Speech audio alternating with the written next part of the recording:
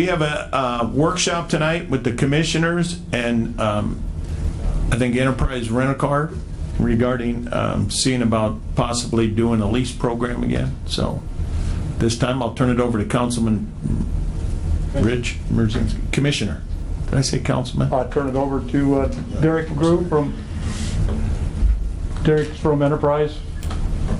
You guys have copies of these. Thinking that.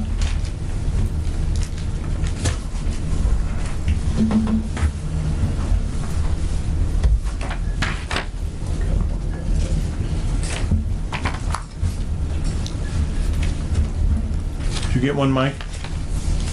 Get one to Molnar. Mike?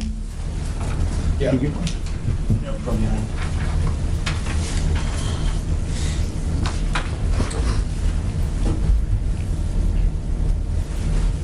All right. Excuse me. So what I did was take a portion of your fleet of vehicles, which is 18 vehicles. Just looked at your trends as far as replacements, what that looks like when you're right now, how long you're holding vehicles. On average, you're holding at least these 18 about 9 years. I made some assumptions on maintenance.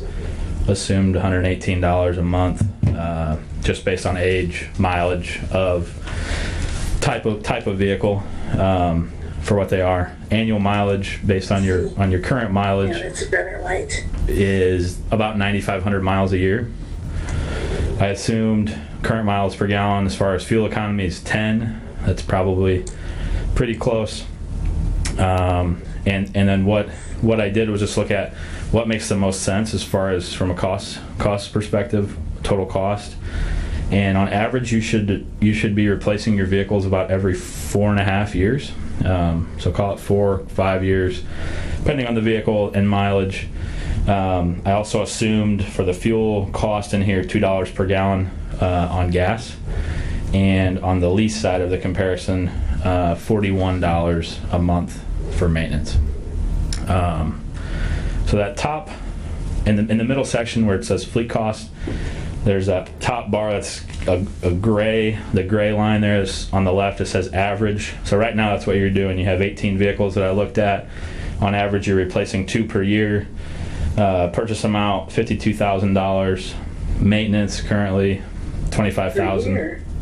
Fuel $34,000. So right now your fleet budget on these 18 is $112,000. And by looking at what I would recommend you do is, in the 2021 model year, is replace 10 of those 18 vehicles. So you'd go from having 18 owned vehicles to 8 owned vehicles, 10 on lease. There's nothing as far as cost goes in the purchase side. You'd have $52,511 in the lease column. The next column, which is negative $30,000, is an estimate of what those vehicles would sell for. So estimated equity on the fleet right now, $30,500 across those 10 vehicles. Your maintenance number would go down as far as the cost goes. You're getting a newer vehicle where now you're probably having breakdowns or unexpected repairs that aren't in your budget, to having much more of those vehicles that are on an oil change, tire rotation basis for maintenance costs. So that goes down significantly. Fuel will go down a little bit, just because it's a newer vehicle. So you get a newer vehicle. On average, these are 9 years old. The fuel economy on a like-for-like vehicle from 9 years ago to today is night and day on what the difference is. And if you look at the total, your fleet budget for the year would be $68,790 compared to $112,000. So year one would be basically a saving of $43,000. And then I extrapolate that to 10 years. Obviously 10 years from now, hard to tell what gas is going to be, hard to tell what maintenance is going to cost. But using average numbers, you'd save roughly $300,000 across these 18 vehicles. And per year, on average, you'd save about $15,000. The main reason is just you're taking your vehicles from a reactive maintenance side of costs to being more proactive and getting out of those vehicles when they have value still. And and taking that value, rolling it into a new vehicle, and keeping your cost to a budgeted number. Obviously, this is across 18 vehicles we looked at. What we've done with a few other counties is a pilot program to show you how it works, what it does. Hancock County, for example, we did their sheriff, not patrol vehicles, their detectives, and community correction pickup trucks. We did them on a 12-month cycle. So they had the truck for 12 months. Resale values for trucks are really high right now. And in 12 months, we ordered a new truck, delivered it to them, and their payment went down. Just because you have so much equity in the fleet.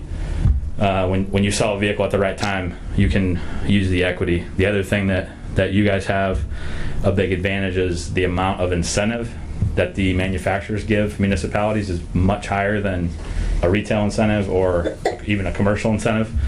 So you start out almost break even in those trucks, and over 12 months you have $3,000 or $4,000 in equity. So that's just an example of another county that started on a pilot program to see, what it looks like, how it works, what we can do for you, and then started rolling into the next set of vehicles. So I know it's a lot of information. I don't know if you have any questions on the analysis.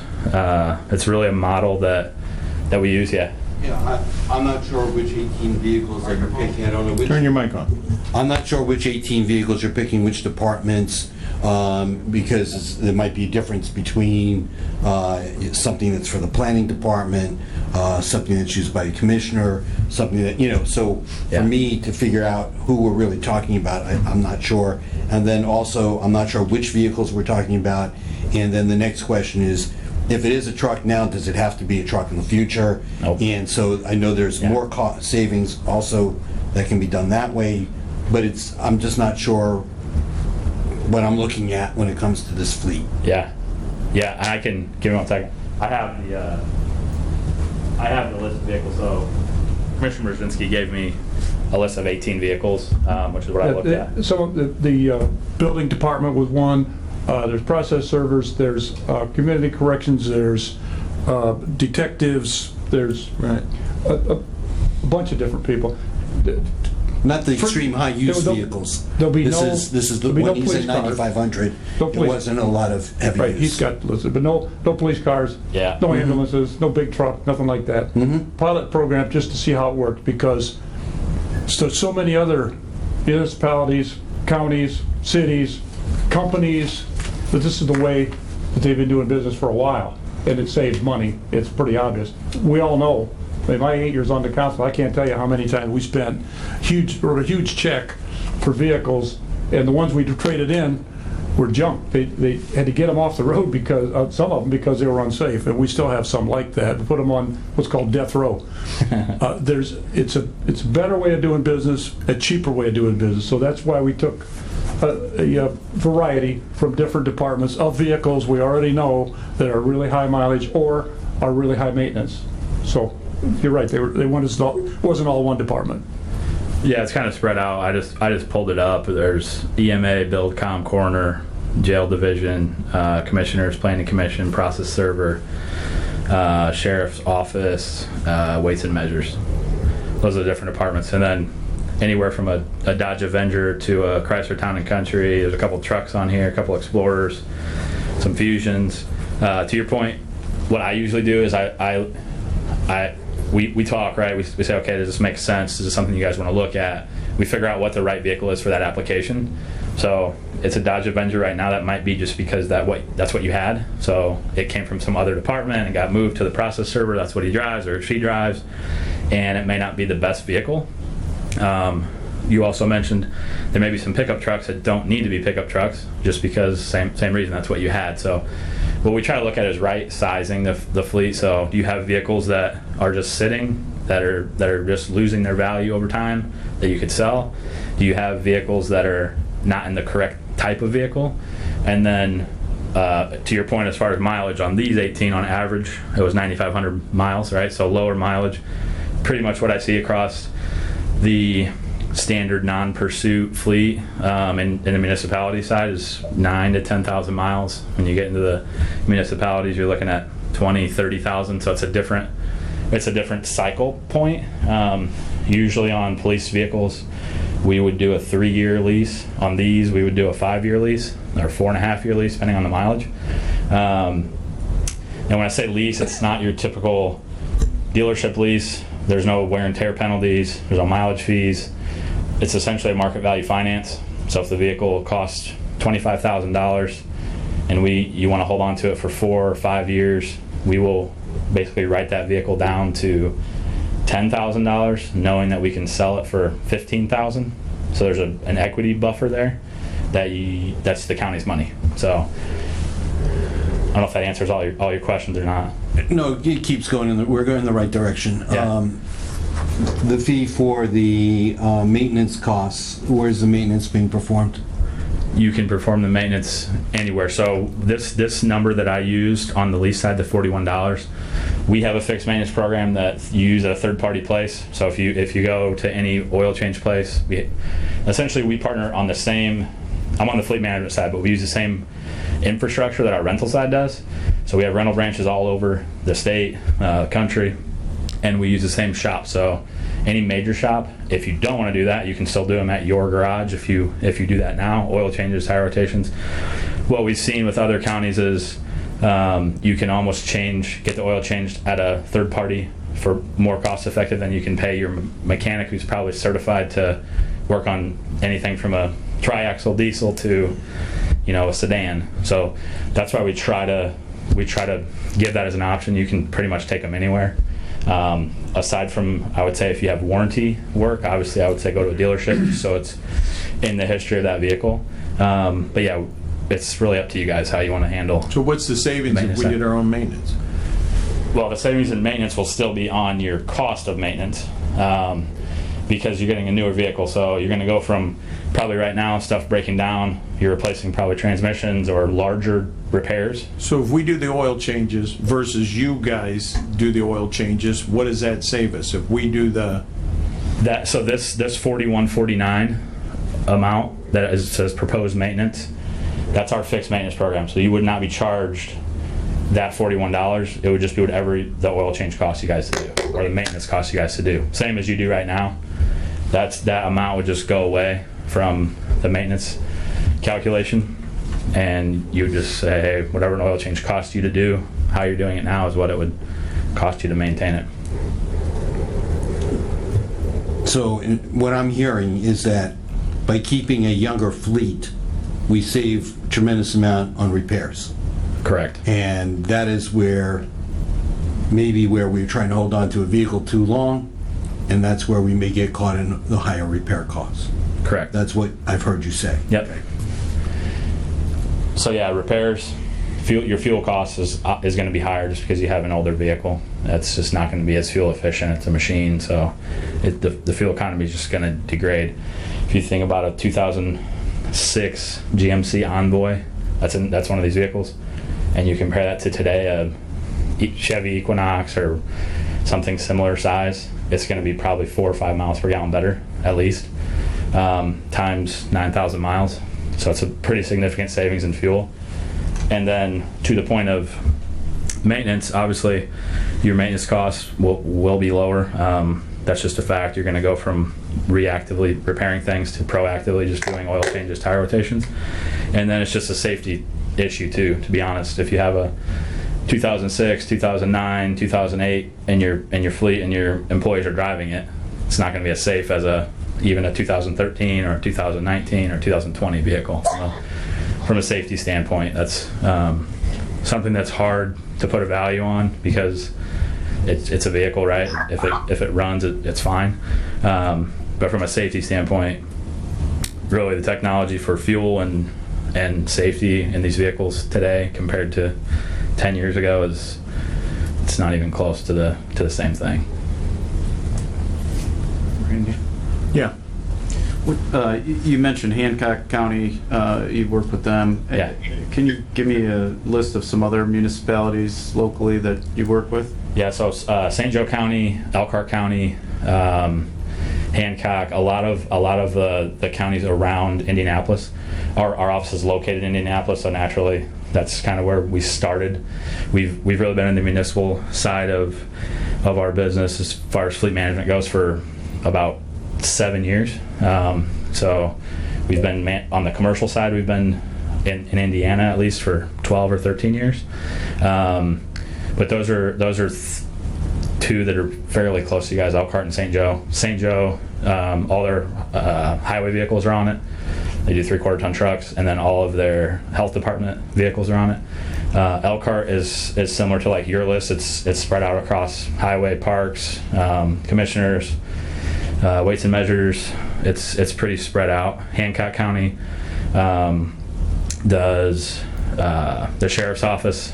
We're getting ready to start doing police patrol vehicles for the 2021 model year.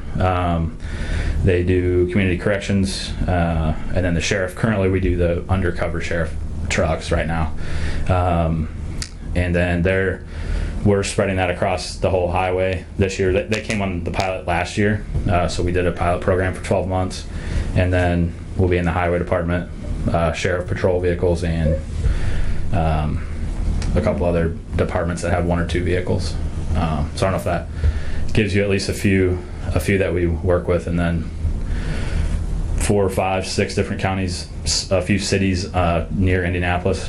City of Lebanon's one. Noblesville is another city that we do. Hendricks County, Hamilton County.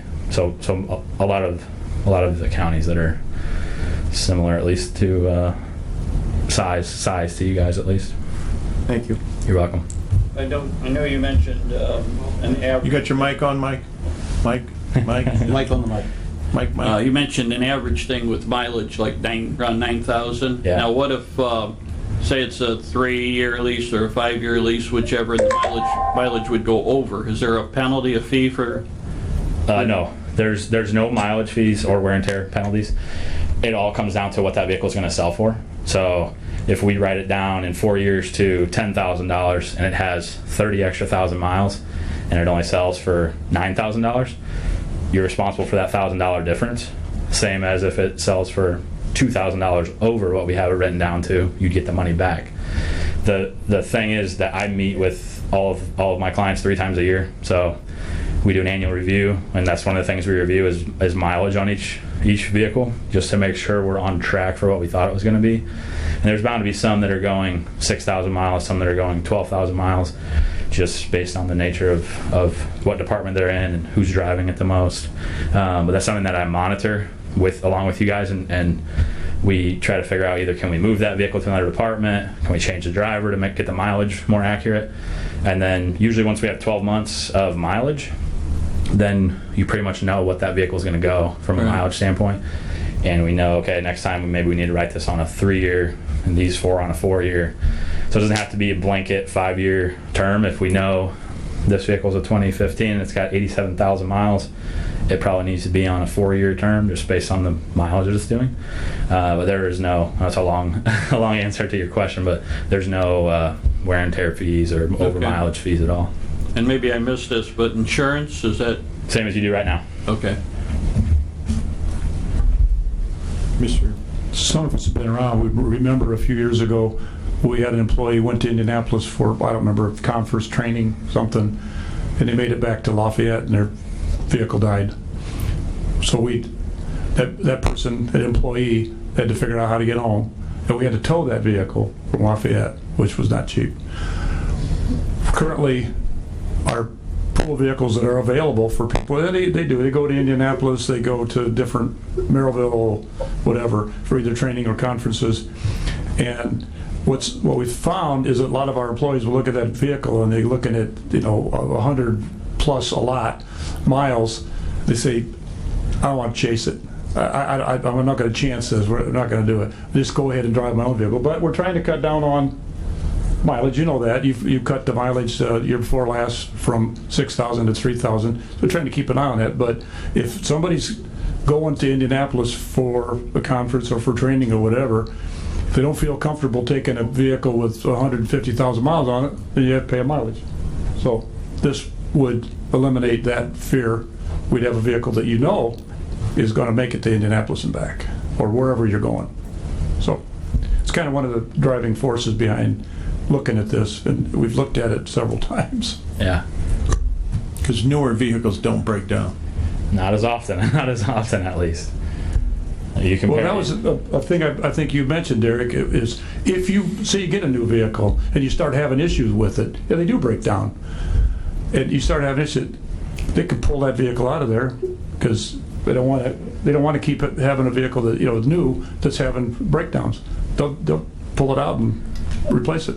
Yeah, that's one of the other things. Our program's pretty flexible. It's an open-end equity lease, so usually the manufacturer requires that you hold the vehicle for 12 months at least, just because that they give you that incentive to hang on to it, and they don't want you to get 20 trucks and then turn around and sell them in 6 months and flood the used market because of their residuals. But really, at any point, you can get out of the lease. So with the incentives that you get, the rebates that you get from the manufacturers, usually, like I said, you're break even pretty much when that vehicle is delivered.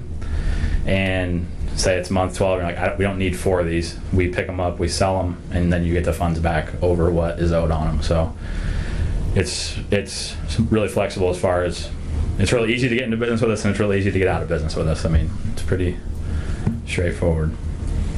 Sounds good. Does anybody have any other questions? Yeah, Randy, I'd like to chime in. I was letting Sure. everybody get their stuff out there. I guess, Mr. Rosenbaum, Identify great first yourself, question, please. because Hey, I too need Jeff. to know Jeff. what vehicles are included for this pilot program that was introduced to this company. And I would assume that there are other programs which we could enter into with you, and maybe with different vehicles or what have you. But in order for me to get my mind around this, if you could, just for generally, if somebody goes and leases a vehicle, could you give me just like on a regular sedan or something, like how much would it be per month? I think that the people, the ladies and myself, I could get my hands around this if you could tell me what it's going to cost each month. And then obviously we calculate that into a year on a 3 to whatever lease program that we get into. But that I think is something that I'd like to say. Let me stop there and let you answer. I know that I've just got a couple other things for you, sir. Just so that Councilman Jeff Santana, it says iPad on there, but his name isn't on there, so. Got it. Just want to make sure he knows who we're talking to. So a lot of it's going to depend on, one, the vehicle that you choose, 2, the trim level that you choose. In general, I have some estimated pricing that it's from a 2019 model year, and it's a few different options. There's an F-150 truck, a GMC Canyon, smaller pickup, Ford Explorer, and a GMC Terrain, just for a few different options. That's 60-month lease. The payment itself on the Terrain is $428.19. That's assuming that there's no equity, so no previous vehicle sale rolled into that price to lower the cost. And then our fixed maintenance program on that is $34 a month. So maintenance and payment would be $462.19. I don't know if that gives you an idea on what it is. It's 2019, so roughly model year to model year, if you increase the price about 3% on average over the last 10 years, it's what the pricing has changed model year to model year. So 430, 435, you're probably looking at on a mid-size SUV. Obviously, sedan, depending on size, is going to be less. Probably counterintuitive. We look at everything on a total cost of ownership standpoint. So an SUV or a pickup truck obviously has a higher upfront cost. When you look all things considered, maintenance, fuel, resale on the back end, usually it's a lower cent per mile than operating a Chevy Sonic. But it's ultimately your choice. I just make the recommendations to you guys, and we come up with a plan together, and then we execute that plan as we move forward. So I don't know if that answers at least that first question that you had. Well, Yes, it did, and you gave me some numbers, which again, and when we're done with paying that each month, and again, I did hear earlier, we could opt for the maintenance program that you guys provide, or we could say no. I know President Novak, is Yagelski on here tonight or no? He's in the back of the room, he just got here. He's in the back Okay. of the room, he just got here, so he missed majority of the presentation, so. Okay, well, just let me say this, and I don't get me wrong, I'm not speaking for him, but this has always been one of his concerns, and mine too, is, again, if we would do something like this, would we save money as far as maintaining these vehicles, or would we have layoffs, which would, possibly, absolutely offset this program. But yes, sir, you did answer, I guess, as far as like the monthly thing, because again, it's a little easier. Mike, we're not all CPAs, but yeah, it's just a little easier to grasp. The other thing that I wanted to say, and to Commissioner Rosinski, and you are absolutely correct. This thing was kind of thought about because of a breakdown and that type of thing of not having reliable vehicles. And absolutely, we have stated that we want to save money on mileage by using pool vehicles. What would you guys think if we said, let's get 3 vehicles? Just out of the sky here. Get 3 vehicles. We'll keep them there for the pool vehicles, so that every time that we know that somebody goes out of town, we're not going to have a breakdown, or it's going to be on the lease people's problem. And other than that, drive what you're driving, as they are they're okay to get around the county. But if you got to go somewhere, bam, we got 3 of those at our beck and call. And so I'm just saying, there's different programs here that we need to, entertain. And by the way, I think everybody got the email today. There's another vendor out there, if you will, if I use that word right, that would like to bid in this process too. So just a lot to think about. Thank you. All right, we're gonna wrap it up with the final question. Yeah. We got about 1 minute to go. It's very simple. If the $52,511 is the lease cost that you have on 10 vehicles, we divide it by 10 for 10 different vehicles. We divide that by 12 per month. We come up with about $438 on a leased vehicle per month. So that is what Jeff, believe you wanted to get an idea what that was. And I thought that was a great idea, so I wanted to just play with some numbers to give you that. And then you can't, each of the years afterwards, we have to then look at it because we start adding 2 vehicles or so many vehicles, so we would have to then see what the vehicles are. Now, that's the average based if we were trying to replace the same vehicle with a similar vehicle rather than worrying about right sizing it at this time. All of this is just information, and we're, for us to take into consideration. Great. Thank you. Appreciate it. One last comment.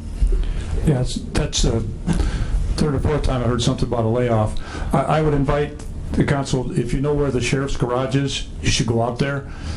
Anytime I've been there, you will see at least 1 ambulance there. Okay, somebody's working on those ambulances. You're gonna see, we just took in how many new police cars that all have to be fitted out. They're stacked up in there. Okay, you don't have enough people out there already, so I wouldn't be talking about laying anybody off. You don't have enough people in that garage as it is. This is not going to cause all of a sudden that nobody's got anything to do out there. So I would invite you to go out there and see for yourself what actually goes on in the real world. Great. Mr. Molnauer, you got one final comment? Yeah, just in response to that, I agree with what Rich says as far as the men out there the mechanics being busy. They've got more than what they can handle usually. But now, if the question to you is, Jeff, I know Councilman Santana mentioned maybe trying a lower amount of vehicles. Would that affect the price as far as it doesn't, even if it's 18 or 5 or? The only time that it'll affect the price is usually if you get over 25 in a model year. Then the manufacturer will give you a much higher incentive just because it's volume. That's kind of the name of their game across the board. But yeah, if you say, no, we don't want to do 10, we want to do 5, whatever that is, I would not recommend you get 3 for pool vehicles, just because it's not going to be the best utilization of your money. I'm going to be completely honest with you. And from what I've seen, usually the folks that are working in the county garage have a lot of higher dollar repair items that they're handling on other equipment than your standard, vehicles that are driving around the county, and you're probably paying them the same or more per hour than you would to just go get an oil change at a local vendor. Obviously, that's completely up to you guys. But I mean, there's definitely cost savings there. It's just efficient. There wouldn't be so many counties and cities doing it if there wasn't a budgetary reason and a cost savings to it. Just from a maintenance aside, just strictly from downtime, fuel costs, and safety of your employees. So Sounds great. Thank you. Thank you. We're going to, we appreciate everything. We're going to end here. We're going to take a quick 2-3 minute break, and then we're going to start our council meeting. So